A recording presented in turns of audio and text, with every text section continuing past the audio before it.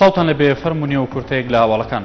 حکوومەتی هەرێمی کوردستان کاتی هەڵبژاردننی ئەنجومەنی پارێزگاکانی هەرێمی کوردستانی دیاری کرد و بڕیاریدا لامان کاتی هەڵبژاردننی پەرلەمانی و سەرۆکایەتی هەرێم بەڕێوە بچێت.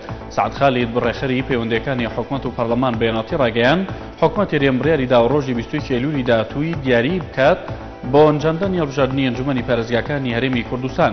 هەروەها وتی بۆ پێی هەڵبژاردننی ئەنجومەنی پارێزگاکان هاوکاتە لەگەڵ هەڵبژاردننی پەرلەمان و سەرۆکایەتی هەرێمی کوردستان ئەنجام بدرێت. نەجمەدین کەریم پارێزگاری کەرکووک نازنامەی چەند خۆکوژێکی ئاشکرا کرد کە تەخینەوەیان لە شارەکە ئەنجامدا و جەختیشی کردەوە لە دەستپێکردنی پرۆژەی خەندەقی کەرکووک و دەرکردنی ئەو کەسانی بە نایاسایی لە کەرکووک نیشتەجێ بوون.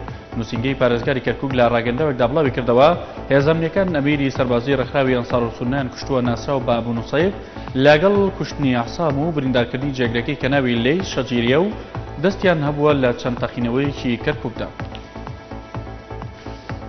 شاندێکی بەدەپا ئامادەکاری دەکەن بۆ جاری شەشەمین سەردانی مراڵی بکەن بۆ ئەمە شاندەکە سەردانی وەزارەتی دادی تورکیا دەکەن.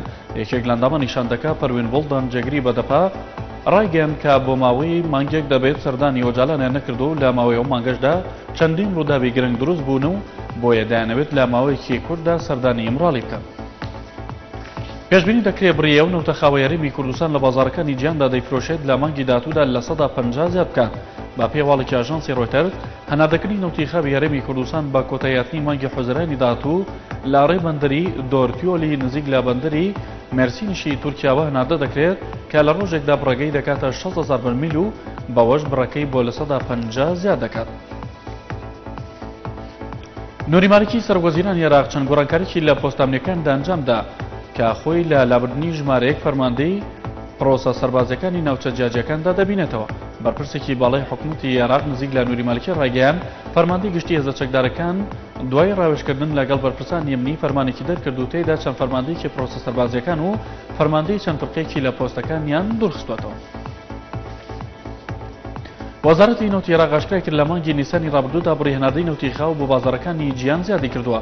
بە شێوەیەک لەو مانگەدا بڕی 78 ملیۆن بەرمیل هەناردەکراوە.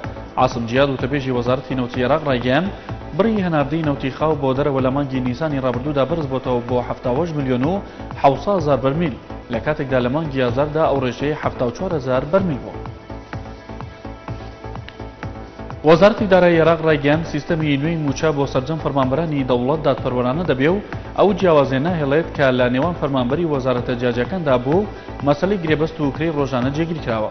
عەلی شوکری وەزیری دارایی عێراق بە وەکالەت لە بەیاننامەیەکدا ڕایگەیاند دوای کەمکردن و نێشتنی جیاوازی نێوان موچەی لە وەزیفەکان دەتوانرێت دادپەروەری بێنێتە دی بۆ سەرجەم فەرمانبەرانی دەوڵەت.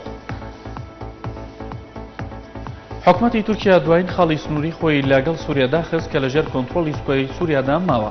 هاوکار ڕێزێکی ئەمنی زۆریشی لە ناوچە سنووریەکانی لەگەڵ سووریادا بڵاو کردوتەوە. حیاتی یازجی وەزیری گومرگی تورکیا ڕایگەیاند خاڵی سنووری یایلا داجی کە 90 کیلۆمەتر لە شارۆچکەی ڕێحانلیەوە دوورە بە ماوەی مانگێک بە داخراوی دەڕێتەوە و ڕێگەنادرێ هاتوچۆی پێدا بکرێت. کورتێک لە هەواڵەکانتان پێشکەش کرا کامەران بە.